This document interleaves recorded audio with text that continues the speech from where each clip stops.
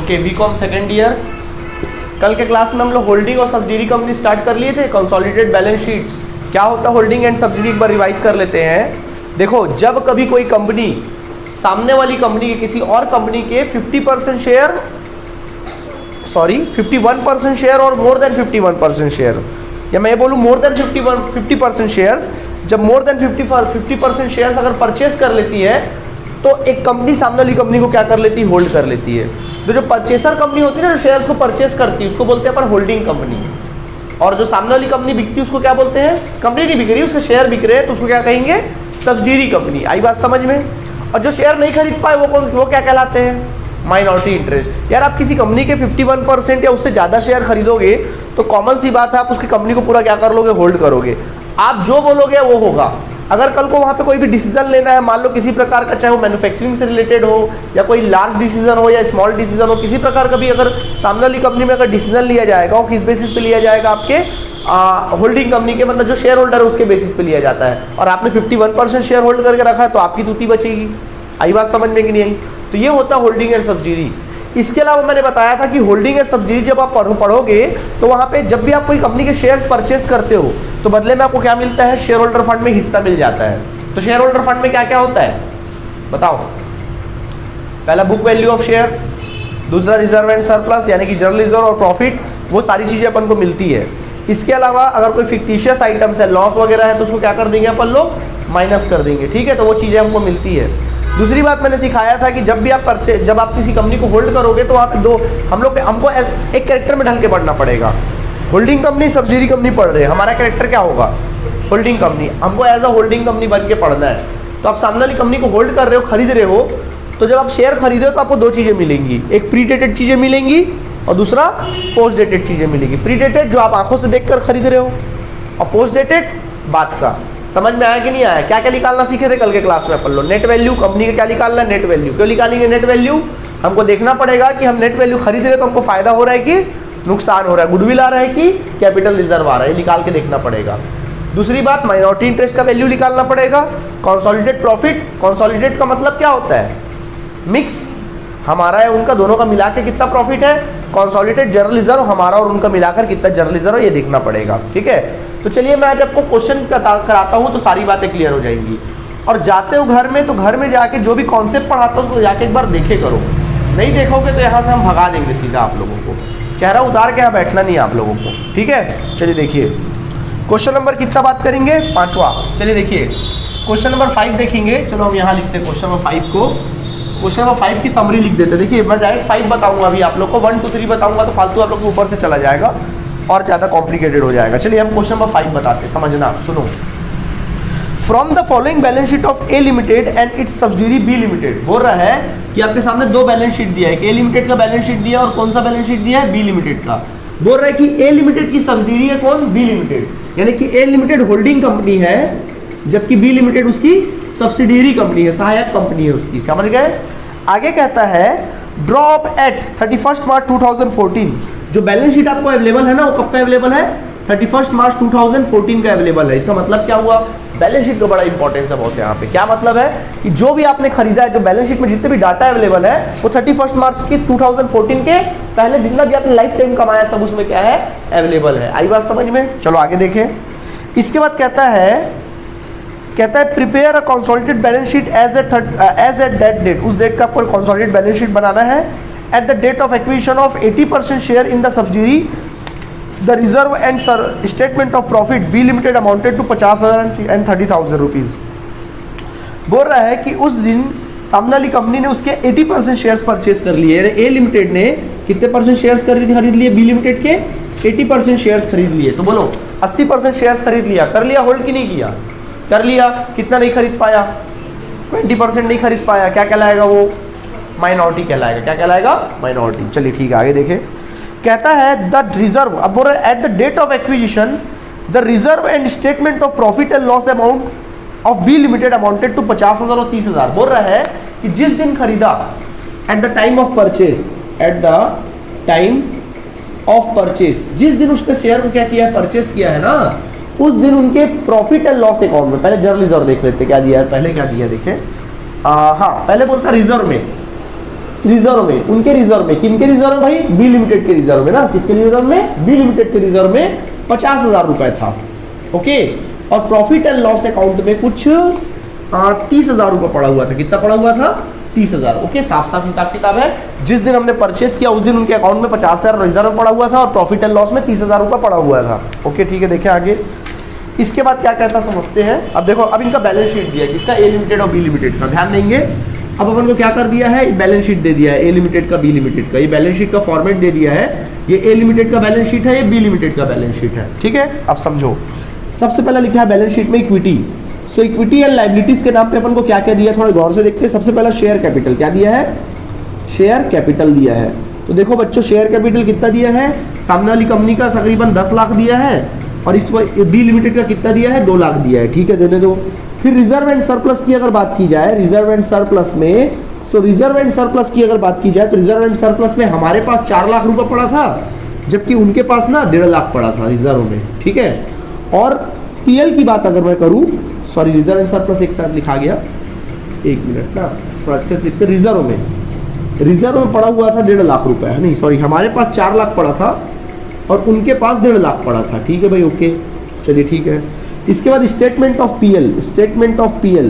तो पीएल की अगर मैं बात करूं, प्रॉफिट एंड लॉस अकाउंट की अगर बात करूं, तो हमारे पास 2 लाख था, हमें लिमिटेड है ना, और उनके पास कितना था, 50,000 था।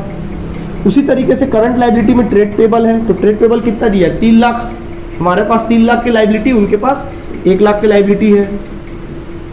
अकाउंट क्लोज कर देंगे। और नंबर 2 एसेट्स, मतलब वो टोटल कर लेना। एसेट्स के बारे में क्या दिया देख लो, सैंड्री एसेट दिया है। क्या दिया है, सैंड्री एसेट्स।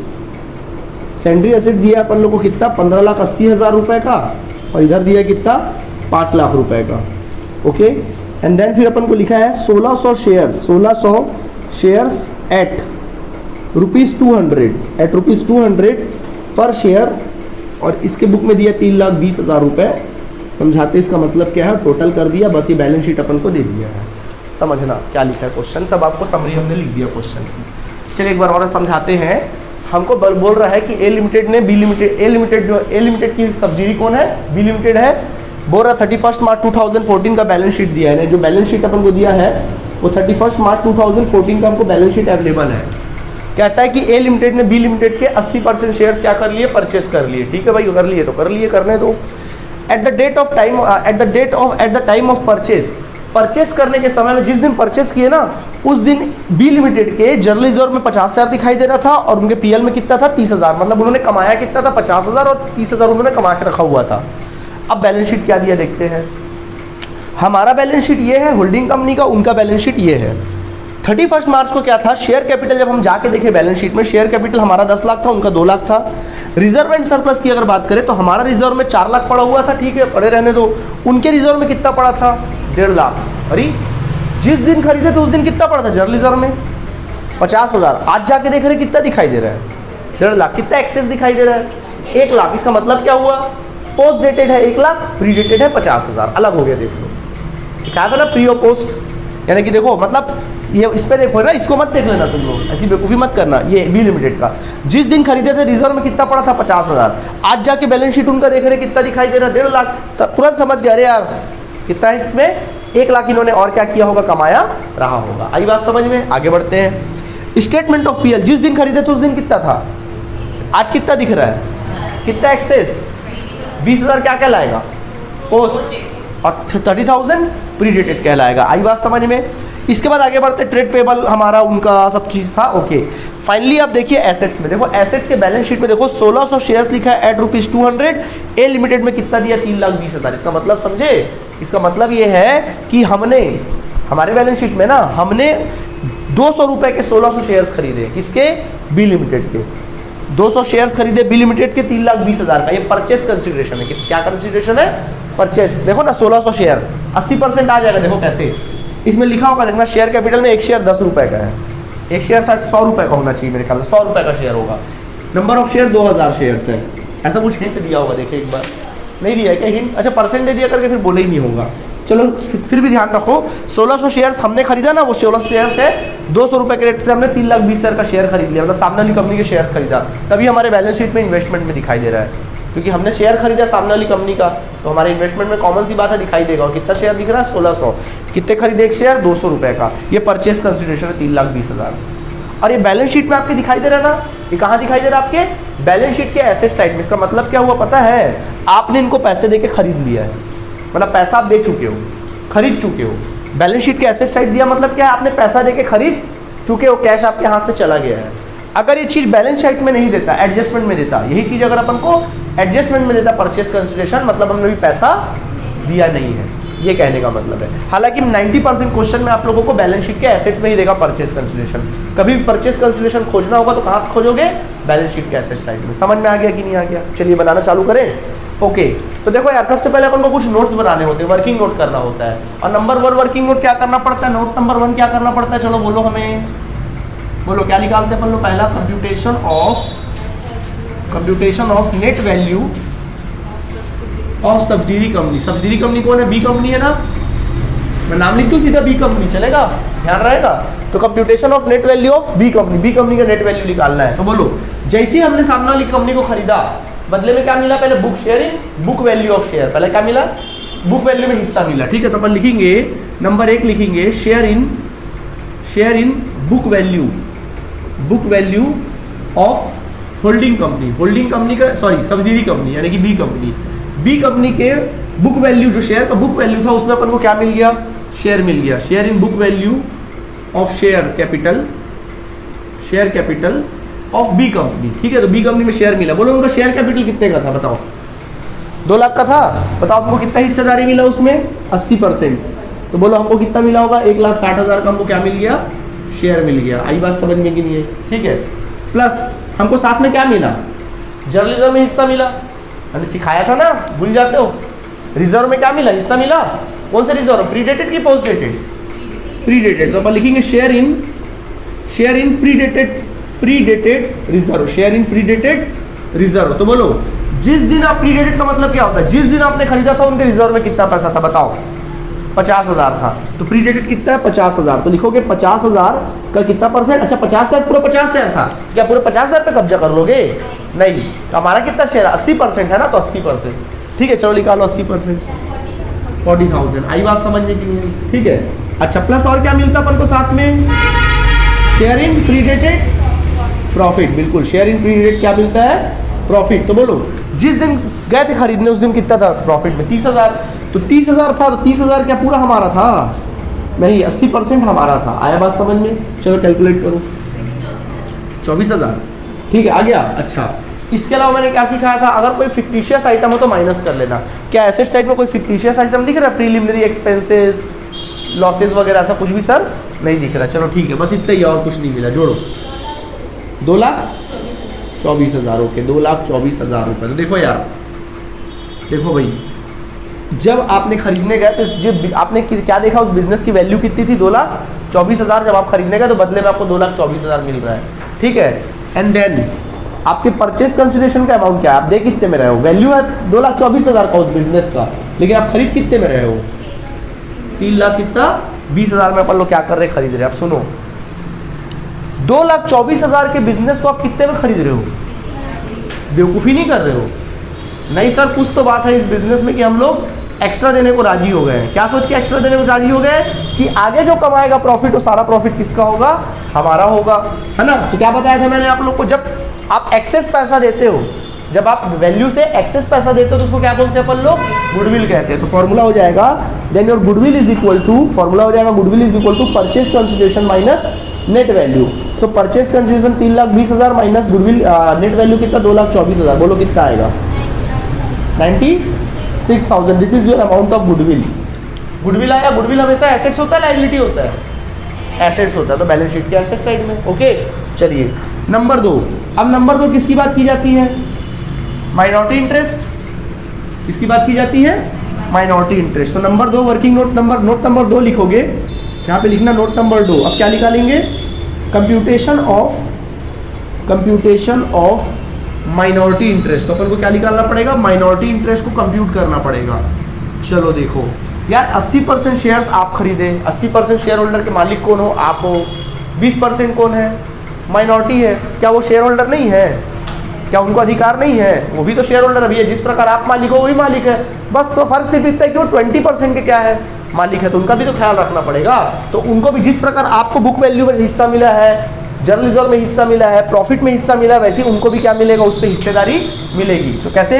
सबसे पहला सेम वैसे ही करोगे जैसे यहाँ पे किए हो। क्या करोगे? Sharing book value of share, book value of share. ये सारा किसका निकाल रहे हैं? होल्डिंग का, सब्सिडी का निकाल रहे हैं ना, सब सब्सिडी का निकालोगे, सब इसका निकालोगे, इसका नहीं निकालोगे, ठीक है।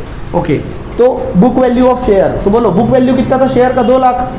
2 लाख पूरा शेयर था। इनका कितना शेयर है? माइनॉरिटी का 20%।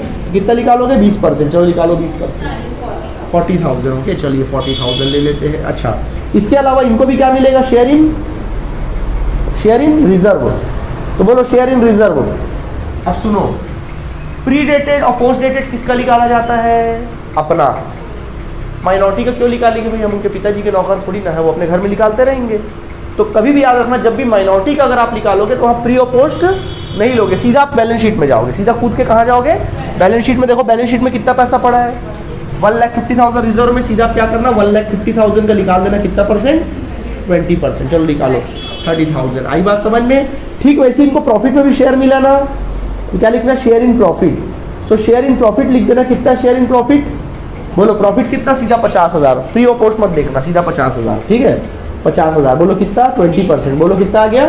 10,000। बताओ, और कुछ तो नहीं है? फिक्टिशियस होता घटा देते, जोड़ो। This is your minority interest. क्या है? Minority interest. इनको पैसा देना पड़ेगा ना, आपकी रिस्पॉन्सिबिलिटी है। लाइबिलिटी आपके बिजनेस की, लाइबिलिटी साइड कहाँ जाएगा? Liability side. समझ में आ गया कि नहीं आ गया? तो चलो प्री और पोस्ट, प्री देख लिए, माइनॉरिटी देख लिए। अब हमको क्या देखना पड़ता है? पोस्ट। खरीदने के पहले ये सिचुएशन था, खरीदने के बाद हमको क्या फायदा हुआ है, तो अपन क्या निकालना पड़ेगा? अब अपन को लिखना पड़ेगा कंप्यूटेशन ऑफ, नोट नंबर 3 डालोगे, लिखोगे कंप्यूटेशन ऑफ कंसोलिडेटेड रिजर्व। निकालोगे पहले प्रॉफिट निकालोगे। पहले क्या दिया देख लो, रिजर्व दिया ना, रिजर्व ही निकाल लो। कंसोलिडेटेड रिजर्व, चलो रिजर्व ही निकाल लो। ठीक है, एक ही बात है। सबसे पहले लिखेंगे computation of consolidated reserve. Balance sheet देख लो ना, जो पहले दिया उसको लिख लो। Computation of consolidated reserve. Consolidated मतलब हमारा और उनका कितना है, हमारे पास कितना है वो ले लो, उनके पास कितना है वो ले लो। ठीक है, चलो प्लस करो। पहले खुद का लिखो, लिखेंगे reserve of A limited. A limited यानी ए कंपनी का रिजर्व कितना था? बोलो ए कंपनी के रिजर्व में 4 लाख था, तो हमने कमाया था 4 लाख। ठीक है भाई, हमारे पास तो 4 लाख पड़ा है, हमने उनको टेक ओवर कर लिया, तो उनका भी रिजर्व किसका? हमारा। तो लिखेंगे शेयर इन प्री और पोस्ट डेटेड रिजर्व। शेयर इन पोस्ट डेटेड रिजर्व। तो देखो भाई, share in post dated reserve, तो दिमाग लगाओ, जिस दिन खरीदे तो उस दिन कितना था, आज कितना दिखाई दे रहा है, कितना एक्सेस कमाए, तो 1 लाख पोस्ट रहा होगा, तो खरीदने के बाद कितना? 1 लाख में। तो 1 लाख में पूरा शेयर तुम्हारा है का? कितना है? 80%। तो 80% निकाल देना। कितना आ जाएगा? 80,000। समझ आया? और कुछ नहीं आएगा। 4,80,000 जोड़ दो, ये आ गया तुम्हारा कंसोलिडेटेड रिजर्व आ जाएगा। क्या निकल आएगा? Consolidated reserve. आई बात समझ में कि नहीं है? एकदम आसान है, क्लियर है। उसी प्रकार अगला क्या दिखाई दे रहा है? प्रॉफिट। तो बच्चों आप क्या करोगे? लिखोगे number 4 computation of consolidated profit. Consolidated profit निकाल लोगे। चलो भाई कंसोलिडेटेड प्रॉफिट निकाल लेते हैं अपन लोग। तो लिखेंगे प्रॉफिट ऑफ, पहले आप खुद का प्रॉफिट लिखो, प्रॉफिट ऑफ ए कंपनी। बताओ अपना खुद का प्रॉफिट कितना था? 2 लाख, है ना? थोड़ा जगह देख लेना, एडजस्ट कर लेना। क्या है अपना खुद का प्रॉफिट कितना था? 2 लाख। अब उनके प्रॉफिट में अपन को मिला, लिखेंगे share in post dated profit of post dated profit. किसके? सब्सिडी के ना, बी के। तो बोलो बी का पोस्ट डेटेड में कितना हिस्सा मिला? टोटल प्रॉफिट था 50,000, जिस दिन खरीदे तो उस दिन कितना था? 30। प्री 30 था, तो पोस्ट कितना रहा होगा? 20। तो कितना लेंगे? 20,000 का कितना परसेंट? 80%। ओके, निकालो। 2,16,000। आई बात समझ में? बस ये आ गया तुम्हारा कंसोलिडेटेड प्रॉफिट, हमारा और उनका। मतलब हमने कमाया 2 लाख और हमारे खरीदने के बाद उन्होंने कमाया कितना? 16,000। तो हमारा कुल मिला के प्रॉफिट कितना हो गया? 2,16,000। समझ में आया? यहाँ तक किसी को पूछना है तो पूछ सकते हो। यहाँ तक कुछ किसी को पूछना है? समझ आया फिलहाल यहाँ तक? वही तो कॉन्सेप्ट है जो मैंने कल बताया था। ओके, चलिए अब क्या होता है, हम लोग क्या पढ़ रहे हैं? चैप्टर का नाम है कंसोलिडेटेड बैलेंस शीट। क्या है? Consolidated balance sheet. क्वेश्चन तो अवेलेबल है ही आपकी बुक में। हम इसी को क्या करते हैं, बैलेंस शीट को कंसोलिडेटेड बना देते हैं। तो देखिए यही बैलेंस शीट आपके सामने अवेलेबल है, अब इसको कंसोलिडेटेड बैलेंस शीट बना देते हैं, ठीक है। तो हम लिखते हैं, क्वेश्चन लिखना था क्या आप लोगों को? चलिए देखिए, तो अपने को कंसोलिडेटेड बैलेंस शीट बनाना है। क्या लिखना है? ऊपर हेडिंग लिखोगे consolidated balance sheet of A and B company, या ए कंपनी बोलना, ऑफ ए कंपनी। क्या बोलोगे? ऑफ ए कंपनी, क्योंकि ए के साथ बी क्या हो गई है, बी उसकी सब्सिडी करके। और एज ऑन लिख देना, एज ऑन 31 मार्च, जो डेट दिया 2014 वही लिख देना। अब देखो दोनों को मर्ज होगा ना। अब देखो क्या कहानी है, सुनो। सबसे पहला इक्विटी शेयर कैपिटल, हमारा इक्विटी शेयर कैपिटल कितना था? 10 लाख। उनका कितना था? दोनों को टोटल कर देंगे क्या? तो कितना हो जाएगा शेयर कैपिटल? हाँ, गलत। अरे भैया शेयर कैपिटल हमने इशू नहीं किया तो शेयर कैपिटल हमारा बढ़ जाएगा। हमने शेयर कैपिटल इशू नहीं किया, बल्कि सामने वाली कंपनी का शेयर क्या किया है? परचेस किया। तो कभी भी याद रखना, जब कंसोलिडेटेड बैलेंस शीट बनाओगे तो शेयर कैपिटल को जोड़ना नहीं, क्योंकि हमने इशू करेंगे तो हमारा शेयर बढ़ता है। कभी भी शेयर कब बढ़ता है? जब हम शेयर इशू करते हैं। क्या हम यहाँ शेयर इशू कर रहे हैं? नहीं।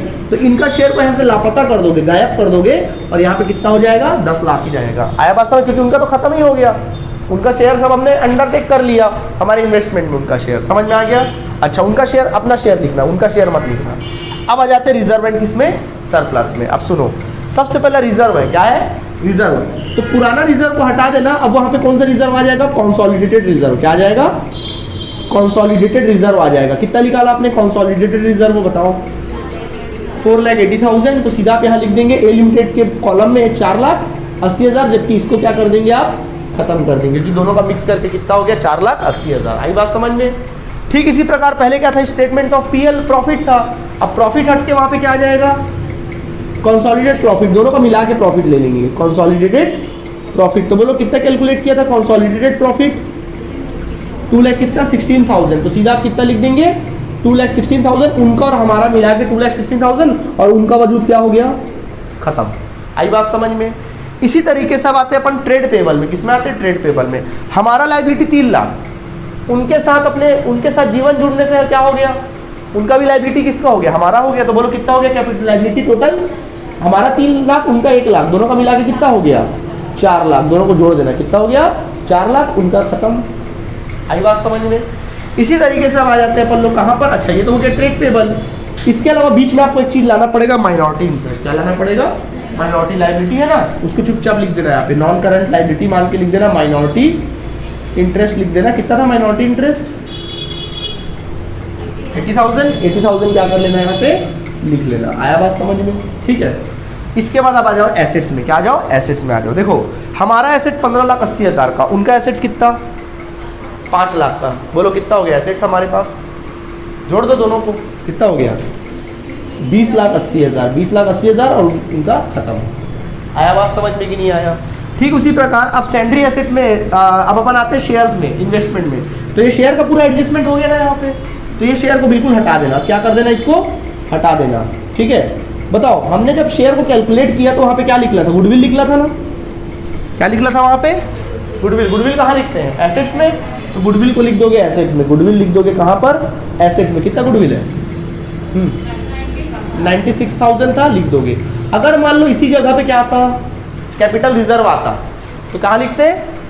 लायबिलिटी साइड के रिजर्व एंड सरप्लस में लिखते। आया बात समझ में? देख लो भाई, और कुछ है नहीं, आपका बैलेंस शीट का टोटल कर लेना, टोटल आ जाएगा इक्वल। ऐसी बनाते consolidated balance sheet of A limited. तो कंसोलिडेटेड बैलेंस शीट बन गया, और बी लिमिटेड वाले कॉलम को क्या कर देंगे आप लोग? हटा देंगे। आया बात समझ में? आपके जो बुक में क्वेश्चन दिया उसी के हेल्प से आप क्या बना सकते हो? बैलेंस शीट बना सकते हो। समझ में आया कि नहीं आया? ये सारे वर्किंग नोट्स थे और ये तुम्हारा आंसर है। कोई दिक्कत? कुछ पूछना तो पूछ लो।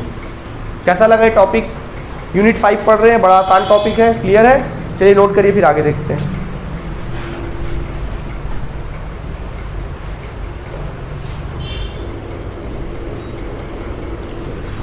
तो देखो, इसको नोट कर लिए होगे आप लोग।